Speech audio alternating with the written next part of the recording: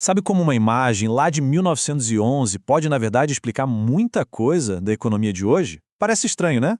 Mas é exatamente isso que a gente vai fazer aqui. Vamos mergulhar em documentos e imagens bem marcantes para decifrar as forças históricas do capitalismo, do imperialismo e entender como a herança disso tudo ainda molda o nosso mundo. Olha só essa imagem. É a famosa pirâmide do sistema capitalista, de 1911. E ela é autoexplicativa. Lá na base, sustentando tudo e todos, estão os trabalhadores. Um pouco mais para cima, a gente vê a burguesia, os militares, o clero. Depois, lá no topo, os governantes. E o que tem acima de todo mundo? Um saco de dinheiro. O capital, né? Coroando a pirâmide inteira. Então, essa pirâmide é bem mais do que só um desenho. Ela é um resumo perfeito dos temas que a gente vai explorar agora: classe, poder e toda a dinâmica de exploração que mantinha essa estrutura de pé. E o mais genial aqui são as legendas, né? Cada andar da pirâmide tem sua função bem definida. Lá no topo, a elite política avisa: nós governamos vocês. Logo abaixo, o clero: nós enganamos vocês. Os militares são diretos: nós atiramos em vocês. A burguesia, ali no banquete, deixa claro: nós comemos por vocês. E lá na base, os trabalhadores, sustentando tudo isso, proclamam: nós trabalhamos para todos e nós alimentamos a todos. Mas claro, esse sistema não ficou parado no tempo. Pelo contrário, lá para o final do século XIX, ele passou por uma grande atualização. Uma mudança econômica que deu ainda mais poder para essa estrutura e abriu caminho para uma nova fase de expansão. Vamos entender como isso aconteceu. Aqui a gente tem que entender a diferença fundamental entre duas eras. Pensa assim: primeiro, existiu o capitalismo industrial. Era um jogo de livre concorrência com empresas menores, familiares. Mas aí o jogo mudou. Surgiu o capitalismo financeiro. E o que foi isso? Foi a fusão do dinheiro da indústria com o dinheiro dos grandes bancos. E o resultado? A criação de empresas gigantes, verdadeiros monstros que começaram a engolir o mercado, formando monopólios. E como eles faziam isso? Uma das táticas era o trush. É bem simples de entender, na verdade. Várias empresas se juntavam, se fundiam numa única superempresa. E essa empresa nova passava a controlar absolutamente tudo, desde a matéria-prima, lá no comecinho, até a venda do produto final para o consumidor. Outra jogada para concentrar poder era a holding. Imagina uma empresa-mãe gigante que sai comprando ações de várias empresas menores. Essas empresas menores viram filhas ou subsidiárias. Com esse controle todo na mão, a empresa-mãe, a holding, podia fazer o que quisesse com os preços e, claro, eliminar qualquer concorrente que ainda estivesse no caminho. E, para fechar essa trinca, tinha o cartel. Aqui a coisa era diferente. Em vez de brigar, as empresas do mesmo ramo simplesmente sentavam e combinavam o jogo. Faziam acordos por debaixo dos panos para fixar os preços e dividir o mercado entre elas. Para quem comprava, o resultado era óbvio: menos escolha e preços lá em cima.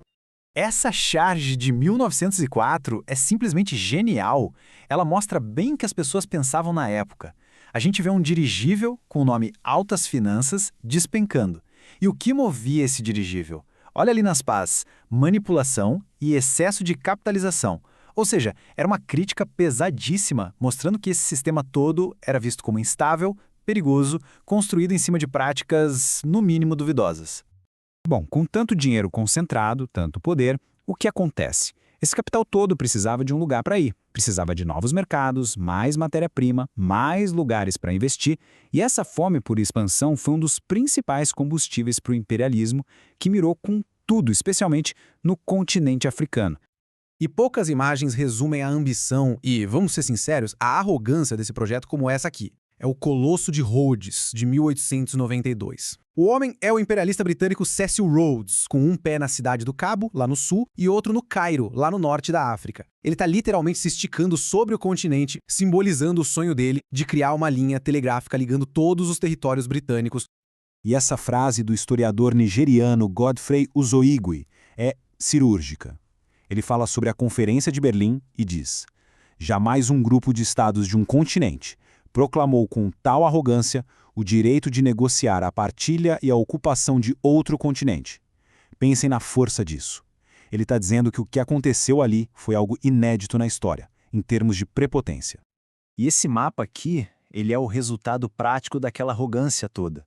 É a África em 1886, depois da Conferência de Berlim. O continente foi fatiado, retalhado. As fronteiras foram desenhadas com régua e caneta em salas de reunião na Europa, sem a menor consideração pelos povos, pelos reinos, pelas culturas que viviam ali há séculos. Foi uma violência geográfica e humana. Agora, para a gente ter uma ideia do que foi ignorado, olhem para isso. Isso é uma Lukasa, do povo Luba. Não é um mapa no sentido que os europeus conheciam. É uma placa de memória. Ela guardava a história, a genealogia, o território, a organização social de um povo. É uma forma completamente diferente de enxergar e registrar o mundo, o espaço, a história. E foi esse tipo de conhecimento que o colonialismo simplesmente atropelou e tentou apagar. Ok, a gente falou de grandes sistemas, de mapas, de geopolítica, mas e as pessoas? Qual foi o custo humano disso tudo? É hora de a gente olhar para como os trabalhadores e os povos colonizados sentiram na pele e, claro, como reagiram a tudo isso. Essa comparação aqui é de arrepiar. De um lado, uma foto da greve geral de 1917 em São Paulo. Trabalhadores na rua lutando por direitos básicos. Do outro lado, uma charge de hoje, um entregador de aplicativo. A gente olha para essas duas imagens com mais de 100 anos de diferença e a pergunta vem na hora. O que realmente mudou? E o que, assustadoramente, continua igual na luta de quem trabalha? E a realidade desse trabalhador de hoje, o que a gente chama de uberização, tá aí, bem clara. Ele não é funcionário de ninguém, nem do restaurante, nem do cliente, nem do aplicativo. Não tem férias pagas, não tem folga, não tem plano de saúde, não tem perspectiva de aposentadoria e ainda tem que alugar o próprio equipamento para poder trabalhar. Parece que todos os direitos que aquela gente de 1917 lutou tanto para conquistar evaporaram para essa nova geração de trabalhadores. E é muito, mas muito importante a gente entender uma coisa: a colonização não foi um processo passivo. Em todo o continente africano houve muita resistência. A gente vê aqui os guerreiros Zulus que lutaram com uma bravura incrível. E tivemos líderes fantásticos, como Nana Yaa Asantewaa, do Império Ashanti, uma mulher que liderou a resistência contra os britânicos. A história da África, nesse período, não é só de dominação, é também e muito uma história de luta por liberdade. E para a gente amarrar tudo isso, vamos fechar com uma crítica filosófica muito forte, que tenta fazer um balanço final desse período todo e do legado que ele deixou. A frase é de Aimé Césaire, um intelectual da Martinica, no seu discurso sobre o colonialismo, e é pesada. Uma civilização que opta por fechar os olhos para seus problemas mais cruciais é uma civilização doente. O que ele quer dizer com isso é que uma sociedade que simplesmente ignora os problemas que ela mesma criou está fadada ao declínio. É uma sociedade doente. E na visão do Césaire, a Europa do século XX, aquela Europa que se achava o auge da civilização, foi incapaz de resolver dois problemas gigantescos que ela mesma criou. O primeiro, o problema do proletariado, ou seja, a exploração da classe trabalhadora. E o segundo, o problema colonial, a dominação e a exploração de outros povos pelo mundo. Por causa dessa falha dupla, Césaire dizia que a Europa era, e cito, indefensável. Então a gente fecha com essa provocação. Porque no fim das contas, a pirâmide do capitalismo, a corrida imperialista, a luta dos trabalhadores, o legado colonial, nada disso é só poeira em livro de história. A questão que fica é, de que formas as consequências de toda essa história ainda estão vivas, ainda definem a economia, a política e a sociedade em que a gente vive hoje.